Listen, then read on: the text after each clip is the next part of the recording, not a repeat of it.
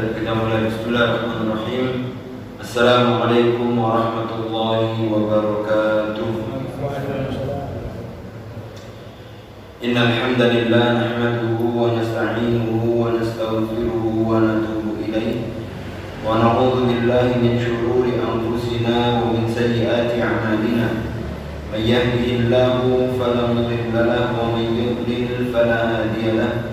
Asyhadu an la ilaha illallah wahdahu la syarika lah wa asyhadu anna Muhammadan abduhu wa rasuluh. Allahumma salli wa sallim wa barik wa an'im ala sayyidina al-mustafa wa rasulina al-mujtaba nabiyyuna Muhammad sallallahu alaihi wasallam wa ala alihi wa sahbihi wa man tabi'ahum bi ihsanin ila yaumiddin. Qala Allah Ta'ala fil Qur'anil Karim, ya ayyuhalladzina amanu taqullaha haqqa tuqatih wa la tamutunna illa wa antum muslimun. Ya ayyuhan nasu taqu rabbakumul ladzi khalaqakum min nafsin wahidah wa khalaqa minha zawjaha wa batha minhuma rijalan katsiran wa nisaa'a wattaqullaha alladzi tasaaluna bihi wal arham innallaha kana 'alaikum raqiba. Ya ayyuhalladzina amanu taqullaha wa qulu qawlan sadida yuslih lakum a'malakum wa yaghfir lakum dhunubakum wa may yuti'illaha wa rasulahu faqad faza fawzan 'azima. Amma ba'd. Allahumma anfa'na bima 'allamtana wa 'allimna ma yanfa'una warzuqna 'uluman tanfa'una fid din wad dunya wal akhirah. Rabbana zidna 'ilma warzuqna fahma. Allahumma arzuqna fahma nabiyyin wa hifdzal mursalin wa ilhama malaikatikal muqarrabin. Rabbana shrah lana sudurana wa yassir lana umurana wahlul 'uqdatan min alsinatina yafqahu aqwalana. Amin ya rabbal alamin. Baik para jamaah Masjid Al-Irsyad yang dirahmati oleh Allah Subhanahu wa taala, alhamdulillah, insyaallah pada kesempatan kali ini kita melanjutkan untuk mengkaji, mentadaburi, memahami ayat Al-Qur'an. Firman Allah Subhanahu wa taala yang mana itu akan menjadi panduan di dalam kehidupan kita. Maka insyaallah amalan-amalan yang kita lakukan itu kita berharap diterima oleh Allah, tapi cara supaya amalan kita diterima oleh Allah Subhanahu wa taala yaitu dengan kita memohon untuk mendapatkan ilmu yang bermanfaat. Ilmu yang bermanfaat adalah ilmu yang datangnya dari Allah Subhanahu wa taala. Sebagaimana Nabi sallallahu alaihi wasallam di setiap paginya beliau selalu berdoa kepada Allah, Allahumma inna nas'aluka ilman nafi'a wa rizqan thayyiban wa amalan mutaqabbala. Yang pertama, Nabi memohon untuk mendapatkan ilmu yang bermanfaat. Yang kedua, Nabi memohon untuk mendapatkan rezeki yang thayyib. Yang ketiga itu adalah goalnya, hasilnya dari ilmu yang bermanfaat dan rezeki yang baik adalah amalan yang diterima oleh Allah Subhanahu wa taala. Maka insyaallah kita mempelajari ilmu Al-Qur'an yang akan melahirkan amal yang semoga Allah taala terima kelak. Baik para jamaah yang dirahmati oleh Allah, kita melanjutkan atau kita mengkaji ulang dan menambahkan faedah-faedah yang kita dapati dari surat Al-Baqarah ayat yang ke-183. Allah Ta'ala berfirman, ya ayyuhalladzina amanu kutiba alaikumus shiyam kama kutiba alal ladzina min qablikum la'allakum tattaqun. Wahai orang-orang yang beriman, diwajibkan atas kamu berpuasa sebagaimana diwajibkan atas orang-orang sebelum kalian juga untuk berpuasa agar kalian bertakwa. Ayat selanjutnya Allah Ta'ala berfirman, ayyaman ma'dudat, hari-hari yang tertentu atau terbilang. Faman kana minkum maridan aw ala safarin fa iddatun min ayyamin ukhra. Ya, barang siapa di antara kalian Barang siapa yang di antara kalian ada yang sakit atau dalam perjalanan, fa'iddatun min ayyamin ukhra, maka diganti di hari-hari yang lain. Wa 'alal ladzina yutiqunahu fidyatun ta'amu miskin.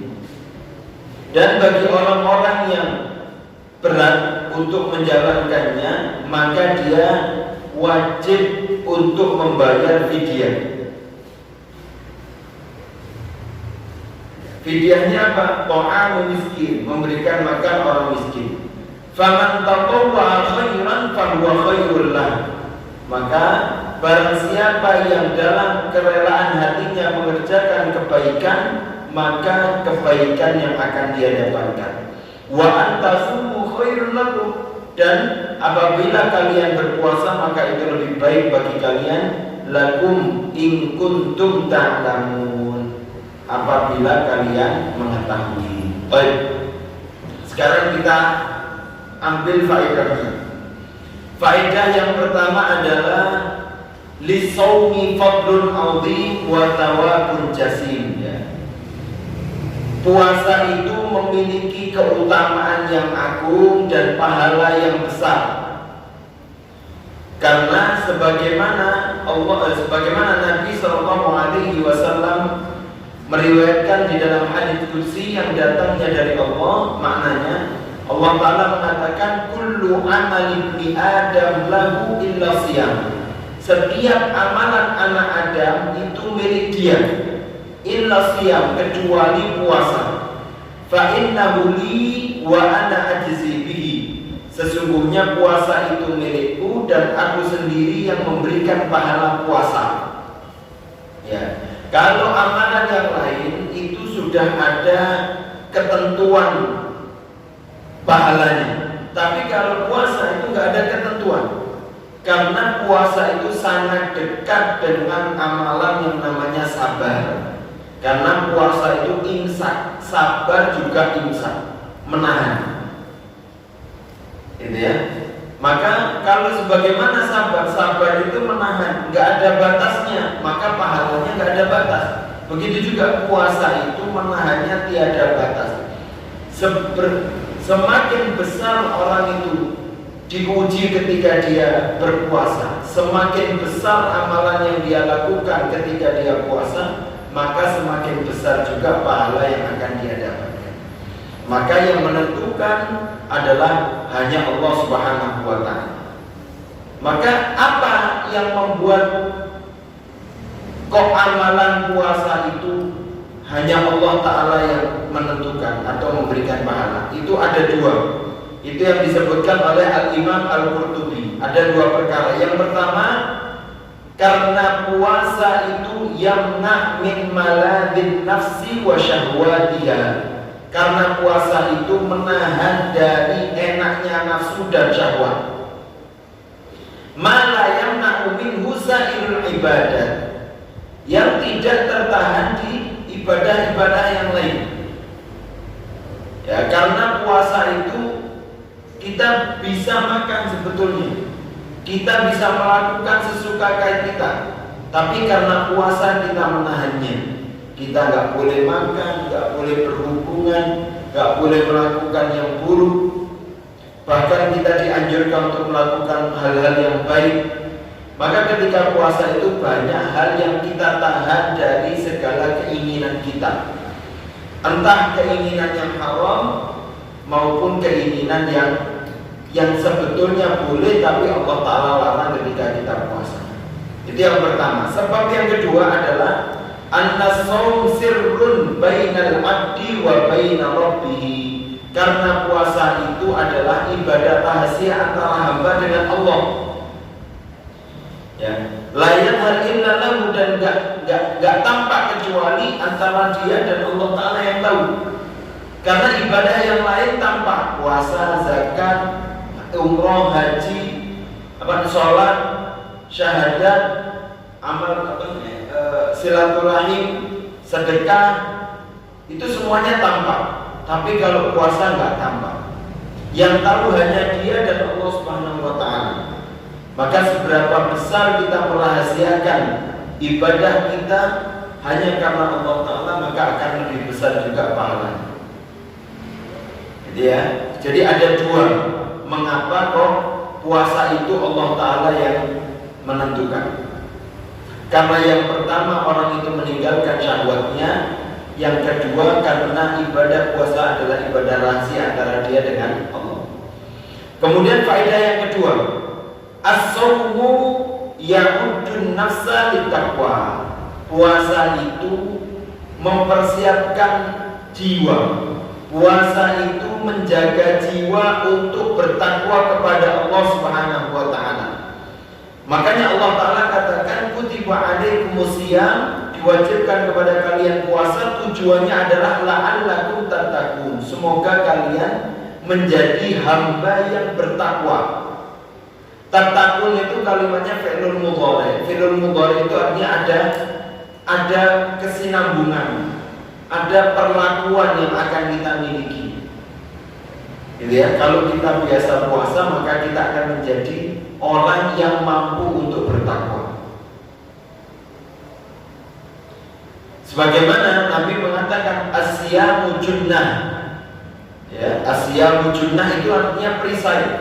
Dan juga Nabi mengatakan fa'alaikum bisyam fa inna lahu wija. Ya, bagi pemuda yang pengen nikah kemudian dia belum mampu, maka hendaklah dia puasa. Karena puasa itu ada wijanya. Wija itu perisai menahan dia dari nafsu dia yang sebetulnya pengen nikah tapi bisa tertahan dengan puasa.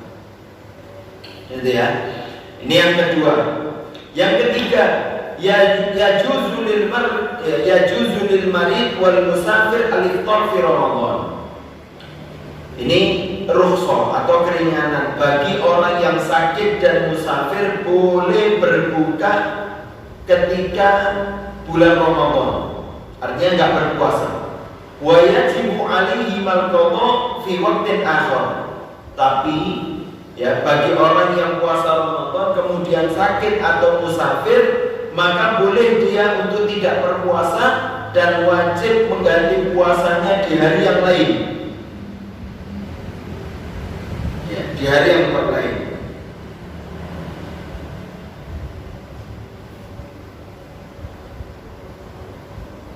Kemudian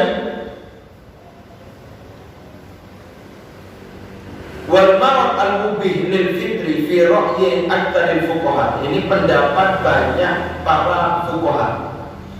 Mereka mengatakan huwa alladhi yu'addi ila dharar fi nafs. Kenapa kok ketika kita yang wajib puasa tapi ketika itu sakit atau safar kita diperintahkan untuk tidak berpuasa, kemudian diganti dengan yang lain? Karena kalau kita paksakan puasa dan kita nggak mampu, itu akan membahayakan diri kita. Itu yang pertama. Yang kedua, bisa menambah sakit yang kita rasakan. Jadi ya, maka kita diperintahkan untuk membatalkan. Karena tujuannya puasa itu Allah Ta'ala mengatakan yuridu bikumul usr wala yuridu bikumul yusr wala yuridu bikumul usr. Karena Allah Ta'ala itu menginginkan kemudahan bagi kalian, bukan menginginkan kesulitan. Karena puasa itu sebetulnya memberikan kita keringanan. Banyak orang yang puasa di awal puasa merasa berat karena menahan makan, tapi ternyata untuk badannya, untuk kesehatannya, untuk kebaikan dirinya itu malah meringankan hidupnya ketimbang orang yang nggak puasa, berat dalam hidup. Gitu ya. Maka kalau sakit diperintahkan untuk berbuka dan diganti puasanya di hari yang lain. Kemudian wa amma safar al-mubih lil fitr fa huwa alladhi yubihu qasru shalah ar-rubaiyah. Sekarang kalau safar itu kalau tadi sakit ya. Sakit maka dia boleh membatalkan diganti puasa dengan yang lain, hari yang lain. Sekarang kalau safar yang bagaimana yang boleh untuk kita berbuka, yaitu safar yang kita dibolehkan untuk mengqashar sholat. Ya, kalau kita ke Kediri ini boleh nggak diqashar? Kalau boleh diqashar berarti boleh dibatalkan puasanya karena dianggap safar. Tapi kalau safarnya dekat nggak boleh kosor, maka puasanya pun nggak boleh batal. Gitu ya panduannya. Kemudian berapa jaraknya? Berapa jarak safar yang dibolehkan untuk mengkosor dan membatalkan puasa? Pendapat Imam Syafi'i ini diriwayatkan dari Ibnu Abbas radhiyallahu taala anhuma. Beliau mengatakan, ya ahla Makkah, kata Ibnu Abbas, wahai penduduk Mekah, la tuksiru fi adna min arba'ati burdin min Makkah ila Usfan. Jangan mengkosor sholat kurang dari 4 burd dari Mekah sampai Usfan. Jaraknya itu dijelaskan waqadruha bihawalai, jaraknya adalah 89 km. Ya, 89 km itu baru termasuk safar yang boleh dikosor atau dibatalkan puasanya. Ini menurut mazhab Imam Syafi'i yang diambil dari riwayat Ibnu Abbas. Kalau pendapat mazhab Abu Hanifah, yaitu qadru 3 marahil au arba'i wa ishrina farsakhon. Kalau ini mazhab Ibnu Hanifah ini agak berat. Kata beliau, jaraknya adalah 3 marahil, 3 marhalah. 3 marhalah itu 24 farsakh atau perjalanan 3 hari. Sayron waston, ya, perjalanan bukan cepat, bukan pelan, tapi standar, perjalanan standar. Kalau kita ya pokoknya perjalanan standar yang menempuh 3 hari itu baru dinamakan safar. Ya, dinamakan safar. Wa yaktafuna bi sayri muqdhamil yawm wa qadruha bi. Nah, ini kalau pendapat para ulama dari dari Abu Hanifah itu 96 km. Tapi intinya kalau pada Abu Hanifah itu beliau mengambil safar itu 3 hari. 96 km itu perjalanan dengan menggunakan unta. Itu kira-kira 96 km bisa menempuh jarak 3 hari kalau kendaraan unta. Lah, 3 hari dari mana kok Ibnu Hanifah mengambilnya safar itu 3 hari baru boleh berbuka? Itu pertama, karena Nabi mengisyaratkan bagi orang yang pakai istiwal, ya pakai istiwal atau pakai apa namanya? Ya pakai istiwal, ya pakai sepatu yang sulit untuk dibuka itu kata Nabi yang sahur mukim yauman walailah wal musafir thalathata ayyam wa layalina. Jadi bagi orang yang pakai istiwal itu boleh gak dilepas istiwalnya untuk dia melanjutkan wudu. Jadi kalau orang yang pakai istiwal ini al-khuf namanya, al-khuf itu kalau kita pakainya dengan wudu pertama, kemudian kaki kita pakai istiwal, pakai al-khuf itu, kemudian kita nggak kemana-mana, kita di dalam, mungkin di dalam kota, di rumah kita, kemudian sorenya kalau kita pakai pagi, sorenya kita wudu, maka ketika wudu kita nggak perlu melepaskan istiwal lagi, karena ketika kita masukkan kaki istiwal itu dalam keadaan wudu dan itu jaraknya 1 hari. Ya, kemudian di jam yang sama, di pertama kita batal itu kalau pakai istiwal ya. Jadi kalau kita masukkan kaki kita jam 7 wudu, masukkan kaki ke istiwal. Kemudian batal buang angin jam 10, maka mulai jam 10 itu dihitung untuk 1 hari ke depan sampai jam 10 besoknya. Itu boleh kita wudu tanpa melepas istiwal. Lepas dari jam 10 nggak boleh. Kalau musafir itu 3 hari jaraknya, maka dari kalimat musafir 3 hari itu yang diambil pendapat oleh Imam Abu Hanifah bahwasanya musafir itu ya perjalanan 3 hari. Bukan soal jarak tempuh jauhnya, tapi lama perjalanannya. Ya, sebagaimana Nabi juga mengisyaratkan, nuhiya an tusafiril mar'ah thalathata ayyam illa ma'adi mahram. Sebagaimana perempuan itu enggak boleh keluar sendiri kecuali dengan mahram lebih dari 3 hari. Ya, kalau cuma 1 hari tanpa mahram, karena dianggap musafir itu 3 hari. Itu pendapat Imam Abu Hanifah. Tapi yang banyak yang kita pakai adalah pendapat jumhur, sekitar 86 km. Kemudian pembahasan selanjutnya adalah wa dhahaba aktsarul fuqaha ila anna al-iftar rukhsah. Banyak para fuqaha menunjukkan bahwasannya berbuka itu maksudnya membatalkan puasa itu adalah termasuk rukhsah, memang keringanan dari Allah. Fa in syaa shoma wa in syaa afṭar. Kalau dia mau membatalkan tafadhol, kalau mau berbuka tafadhol. Jadi ketika kita berpuasa kemudian kita dalam melakukan safar atau kita sakit, sebetulnya perintahnya bukan wajib untuk batal, tidak. Ketika safar kita anggap mampu, maka kita boleh batal, boleh puasa. Begitu juga ketika kita sakit. Ketika kita sakit, ya, sakit yang sulit tapi kita kerasa kita mampu untuk kita lanjutkan, maka boleh dilanjutkan, boleh dibatalkan. Sebagaimana dikatakan Allah Ta'ala, faman kana minkum maridun aw ala safarin. Di antara kalian yang sakit atau safar, maka boleh dibatalkan, diganti dengan yang lain atau puasa.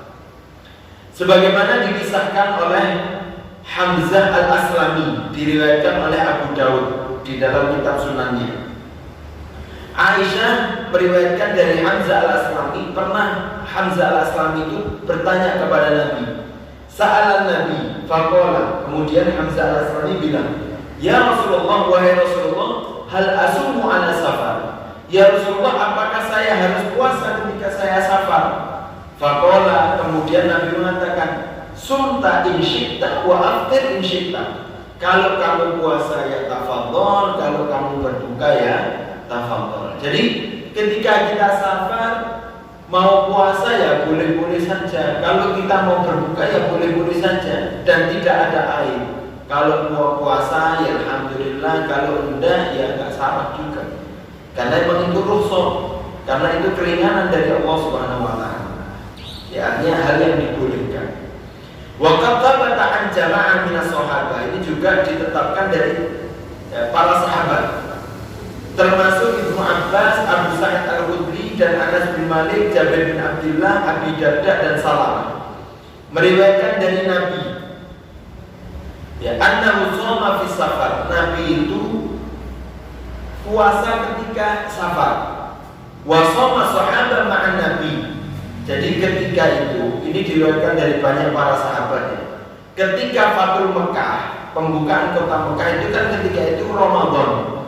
Maka ketika pembukaan kota Mekah, perjalanan di bulan Ramadan mau ke kota Mekah dari Hudaybiyah itu, dari Madinah itu Nabi ketika itu Ramadan, Nabi berpuasa dan sahabat juga puasa. Kemudian Nabi mengatakan kepada sahabat, innakum qad danautum min aduwikum. Wahai sahabat, kamu bentar lagi dekat sama musuh kalian yang ada di kota Mekah itu. Kemudian Nabi mengatakan, wal fitru aqwalakum fa'aftiru. Maka berbuka itu lebih menguatkan kalian karena bentar lagi ketemu musuh. Maka berbukalah. Gitu ya. Tangkap ya. Jadi Nabi berangkat dalam keadaan puasa. Ketika mau masuk kota Mekah, Nabi akan berhadapan dengan musuh. Maka Nabi katakan, kalau kalian berbuka itu lebih menguatkan kalian untuk melakukan aktivitas yang baik setelah ini, maka berbukalah. Ya, baik. Sekarang bagi orang yang nggak mampu, ya, bagi orang yang nggak mampu, diriwayatkan oleh Ibnu Abbas dan Ibnu Umar, al-wajib 'alal musafir wal marid al-fitr. Ini bagi orang yang nggak mampu, safarnya sudah memberatkan, ya, berat, dia bisa sakit, mungkin sampai pingsannya dia sakit, atau sakitnya itu berat kalau dia puasa, maka nggak boleh dipaksa untuk puasa. dia harus membatalkan dan itu hukumnya wajib. Tapi kalau tadi kuat, boleh puasa, boleh enggak. Tapi kalau ketika enggak kuat, tetap harus wajib batal. Karena apa? Yuridu bikumul yusr. Karena Allah Ta'ala itu menginginkan kebaikan. Ya, ini juga termasuk ketaatan. Sebagaimana Nabi SAW mengatakan, laisa minal birri asyam bis safar. Bukan termasuk ketaatan di dalam bukan termasuk ketaatan orang yang berpuasa dalam keadaan safar. Ketika safarnya berat, maka wajibnya adalah berbuka. Tapi kalau safarnya ringan, meskipun jauh, dia mampu puasa, maka puasa. Seperti itu ya, itu bagi orang yang nggak mampu. Kemudian, waqala aktsarul a'immah, dan banyak para imam-imam muslimin yang telah menetapkan bahwasanya anna shauma lil musafir afdal liman qawiya alaihi. Tapi bagi yang puasa, bagi yang musafir, tapi dia kuat, maka lebih baik puasa. Jadi gini ya, tahapannya. Ketika kita safar, kemudian safarnya safar tadi ya, 85 kilo lebih. Itu kita dikasih pilihan, boleh puasa, boleh enggak. Artinya kalau kita puasa ya boleh, enggak puasa ya enggak dosa. Kalau kita nggak kuat, maka wajib untuk tidak berpuasa. Kalau kita kuat, maka lebih baik tetap puasa. Meskipun nggak puasa boleh, tapi kalau kita kuat puasa lebih baik puasa. Karena Allah Ta'ala mengatakan wa antasumu khairun lakum. Dan apabila kalian berpuasa, maka itu lebih baik untuk kalian. Gitu ya, itu di dalam keadaan safar atau dalam keadaan sakit juga. Kemudian di dalam safar, kalau tadi safar yang dianggap safar kemudian boleh dibatalkan puasa atau dikosor, itu safar yang lebih dari 86 kilo ya, atau 85, atau tadi Imam Syafi'i 89. Sekarang safar yang bagaimana yang boleh? Kalau tadi jaraknya, sekarang safar yang bagaimana boleh dibatalkan puasa atau dikosor? Yaitu safar yang pertama, safar mubah. Pokoknya emang kepingin safar, ya pengen safar, ingin kerja ya, atau pengen rekreasi, nah, itu safar mubah, safar yang boleh, nah, itu boleh dikosor kalau lebih daripada 89 kilo atau 86. Atau safar untuk ketaatan ya, mau umroh, mau ke pondok, mau belajar, mau sekolah, jaraknya jauh, mau silaturahim gitu ya, mau pulang ke rumah orang tua, mau jenguk anak, silaturahim, maka itu juga boleh ya. Yang nggak boleh adalah safar untuk maksiat. Mau ke Jakarta, mau kontrak tender, buka pabrik bir, mau korupsi, safar jauh, nah itu nggak boleh dikosor, nggak boleh dibatalkan, meskipun berhari-hari perjalanannya nggak boleh.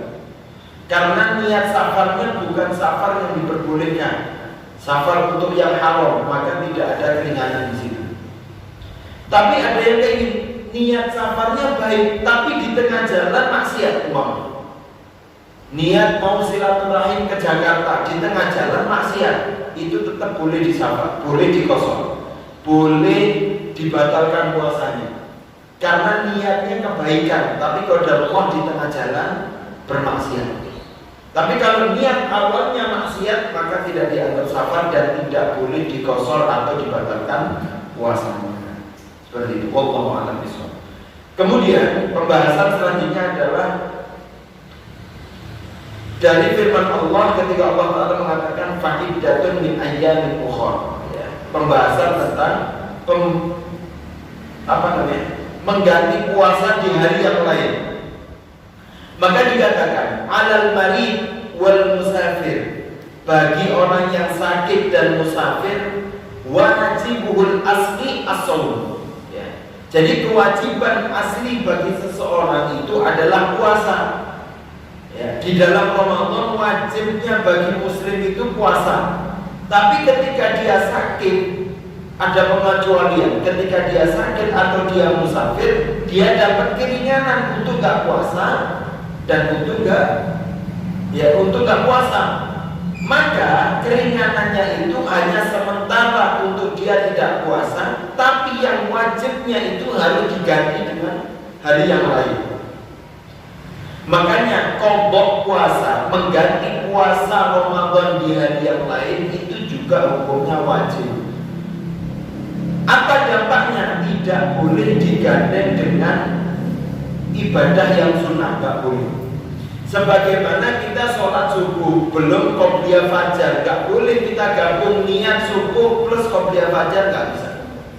Tapi kalau sebelum subuh kita sholat 2 rakaat qobliyah fajar plus digabung niatnya dengan tahiyatul masjid, plus digabung dengan sunnah wudu, plus digabung dengan sholat qobliyah,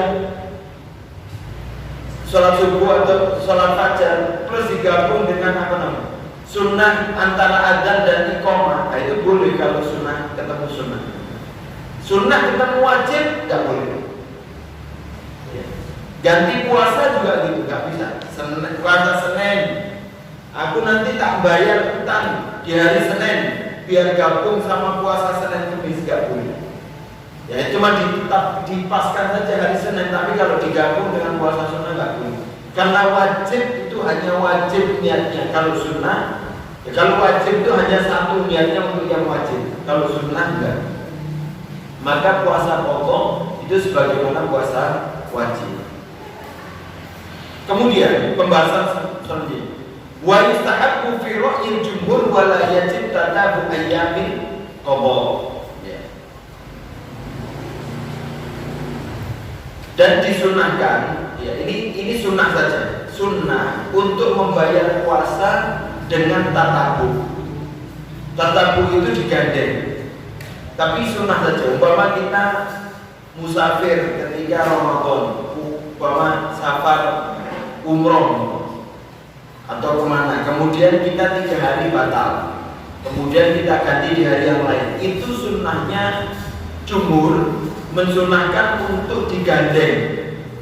Jadi gantinya itu bukan sehari, ganti lagi sehari, ganti sehari kan, tapi langsung 3 hari berurutan.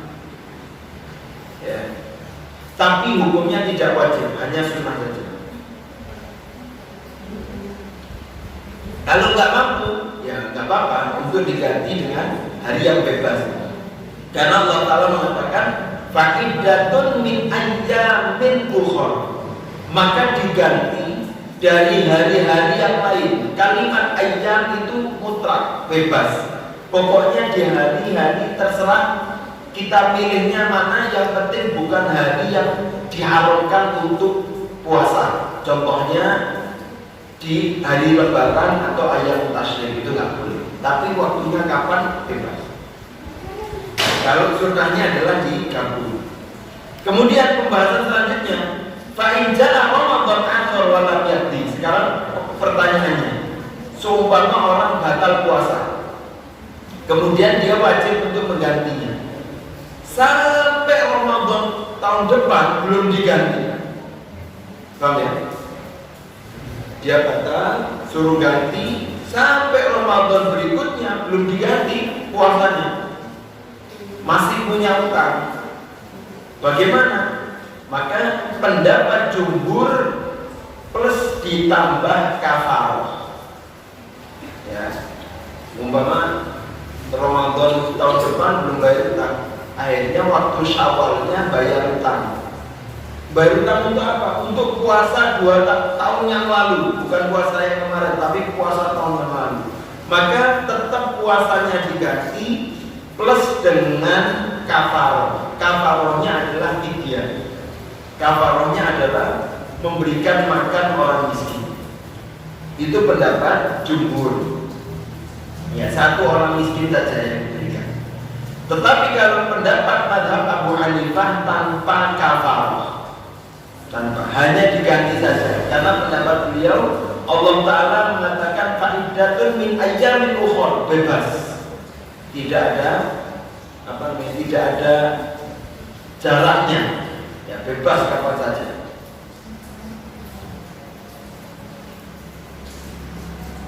Kemudian diriwayatkan dari Ad-Darqutni dan sanadnya sahih, diriwayatkan dari Abu Hurairah, fi man farraqa fi qada'i Ramadan hatta adrakahu Ramadan akhar. Ini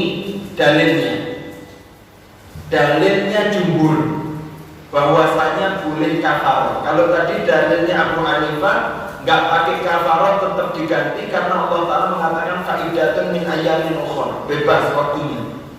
Jadi kalau orang umpama 10 tahun 10 kali Ramadan kemudian bayar utangnya ada 20 hari belum diganti seumpama, maka suatu saat dia ganti 20 hari nggak apa-apa tanpa ada kafarah karena bebas.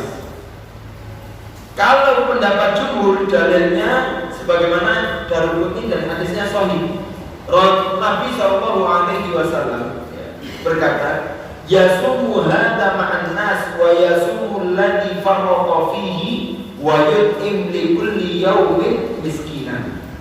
Hendaklah berpuasa dengan manusia, tetapi bagi orang yang yasumu alladhi farraqa, ketika dia ingin berpuasa di hari yang dia belum bayar itu sampai di Ramadan, penjelasannya, maka maknanya dia setelah Ramadan untuk mengganti puasa yang sebelumnya dengan mengganti puasanya plus yut'im li kulli yaumin miskinan, yaitu memberi makan setiap hari, memberi makan orang miskin satu orang. Intinya plus intinya. Ya, insya Allah bisa dipahami ya. Kemudian selanjutnya, faedah selanjutnya yaitu tentang kafarah orang yang melakukan hubungan ketika bulan Ramadan. Man afṭara muta'ammidan aw jama'a fi nahari Ramadan. Nah, di sini pembahasannya adalah barang siapa yang berbuka puasa dengan sengaja dan dia juga menjamak di siang bulan Ramadan, maka wajib baginya menurut mazhab Abu Hanifah dan Imam Maliki, ya, pendapat Imam Malik, yaitu kafarah. Ini pendapat Abu Hanifah dan Imam Malik, bahwasanya orang yang membatalkan puasa dengan sengaja dan ada orang yang berhubungan ketika dia puasa Ramadan, maka dia harus bayar kafarah. Apa kafarahnya? Membebaskan budak mukmin.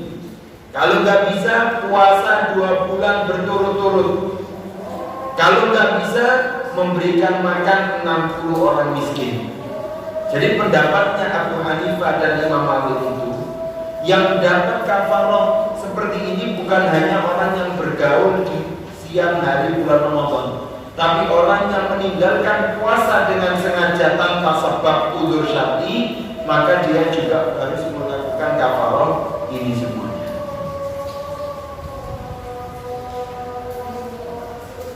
Ya, tetapi kalau jumhur la kafarah bil iftar au al jima' fi qada'i Ramadan. Baik.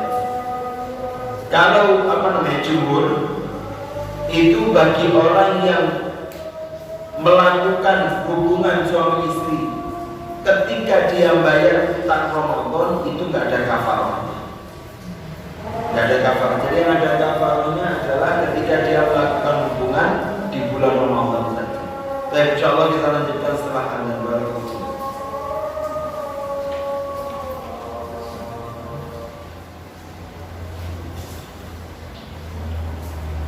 Allahu Akbar,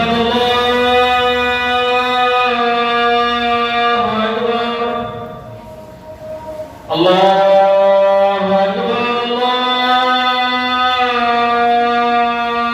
Akbar. Asyhadu an la ilaha illallah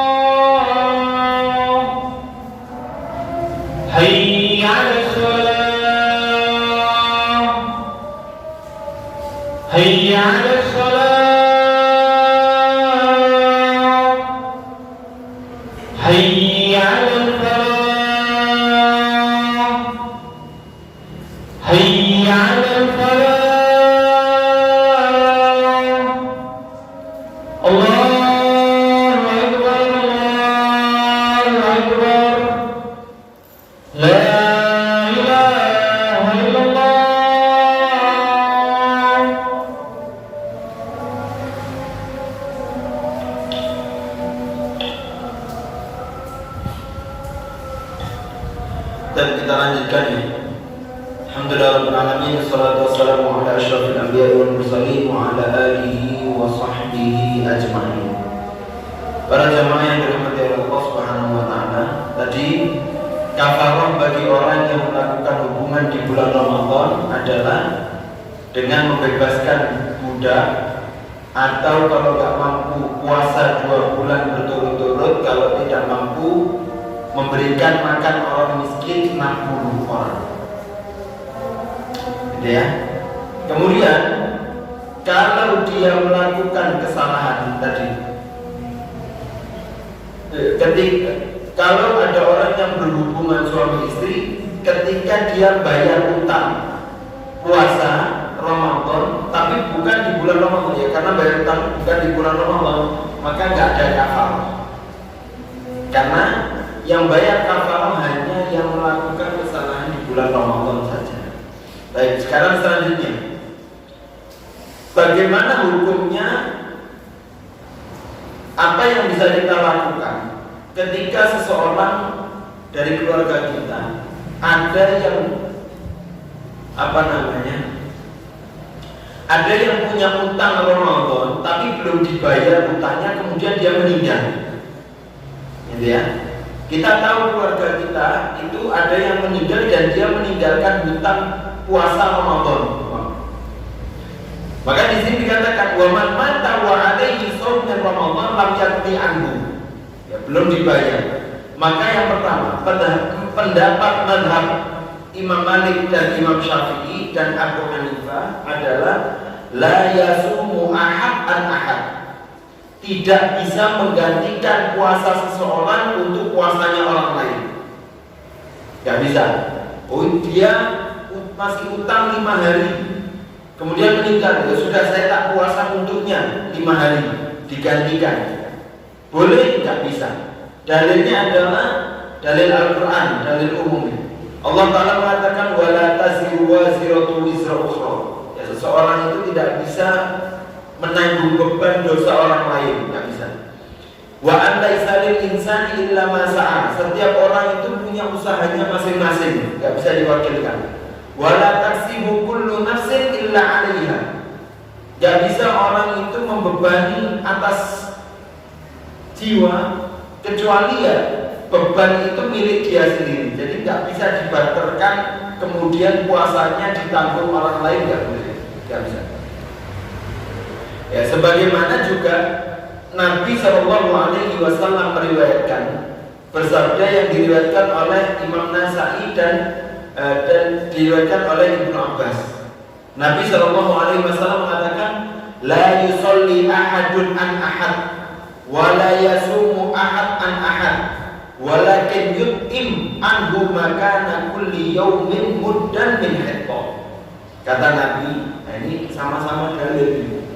Nabi mengatakan tidak bisa seseorang itu mengganti sholatnya orang lain, gak bisa orang itu mengganti puasanya orang lain, tetapi bisanya adalah untuk memberikan makan untuk sebagai fidyahnya orang lain bisa. Jadi itu yang bisa kita lakukan.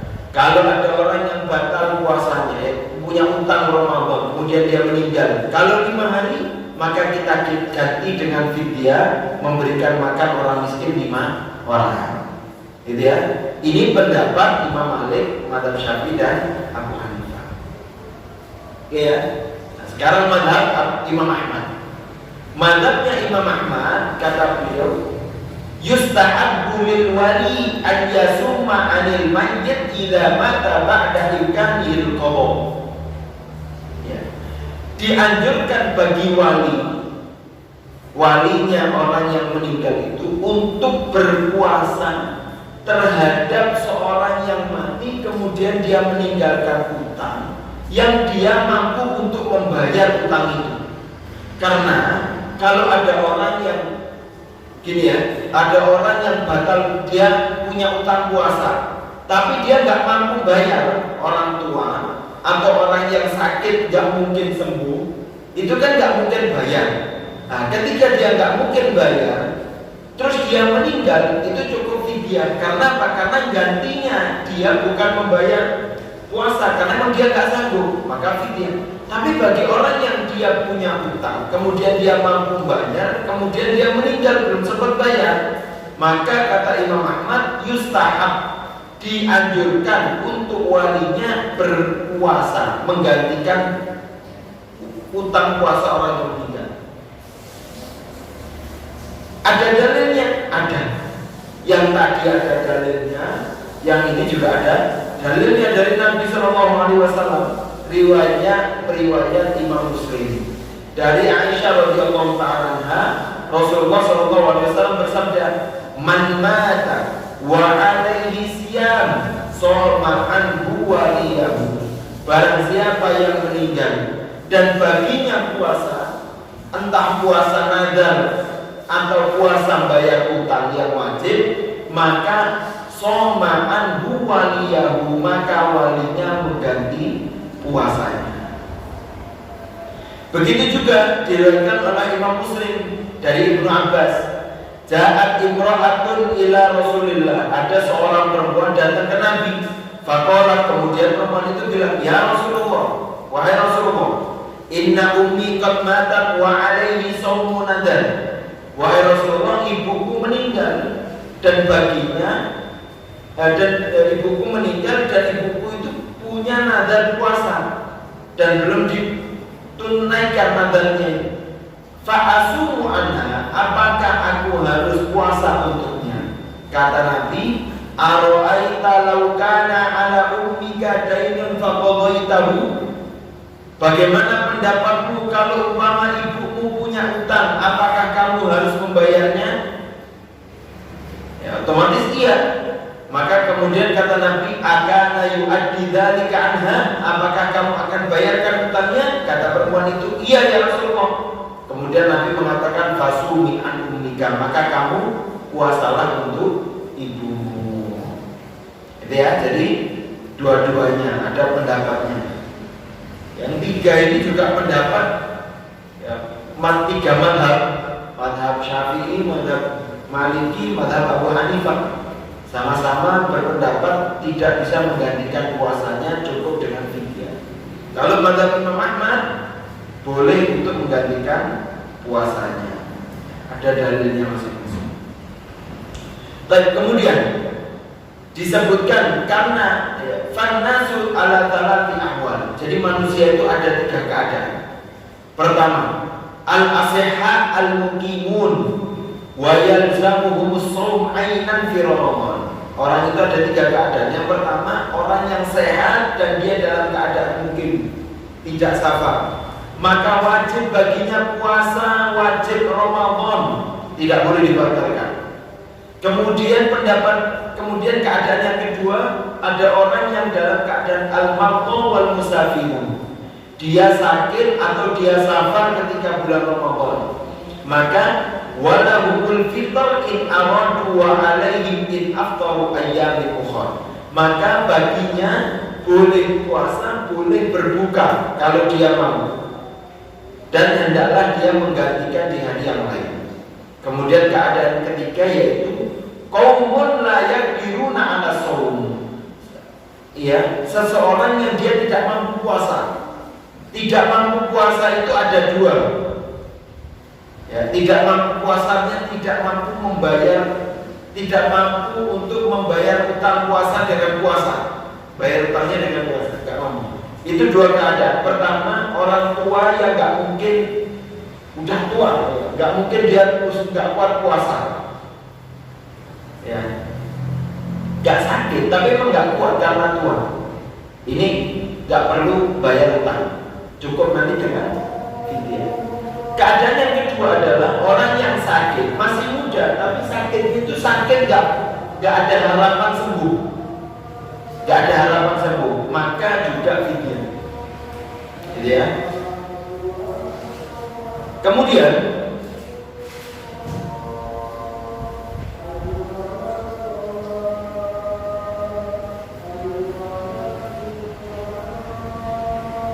sekarang pembahasan bagi orang yang hamil dan menyusui.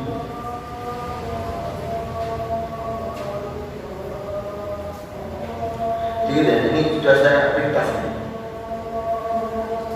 Sekarang bagi orang yang